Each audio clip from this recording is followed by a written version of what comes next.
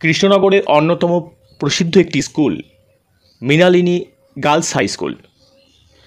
কিন্তু এই মৃণালিনী দেবীটিকে কবিগুরু রবীন্দ্রনাথের পত্নী? না, একেবারেই নয়।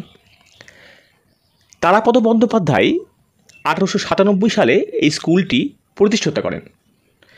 তারাপদ বন্দ্যোপাধ্যায় ছিলেন জাতীয় কংগ্রেসের অন্যতম প্রতিষ্ঠাতা সদস্য এবং কৃষ্ণনগরের বিখ্যাত আইনজীবী।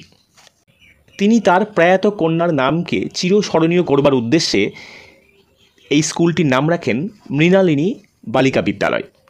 তিনি তার ট্রাস্টি দলিলে লিখছেন, কন্যা মৃণালিনী দেবীর নাম চিরস্মরণীয় করিবার মানুষে আমি নিজ ব্যয়ে অত্র গোয়ারি বালিকা বিদ্যালয় রূপে একটি বালিকা বিদ্যালয় প্রতিষ্ঠাতা করিলাম। এই দলিলটি লেখা হয়েছিল 1898 সালে, স্কুলটি প্রতিষ্ঠিত হবার ঠিক 1 বছর পর।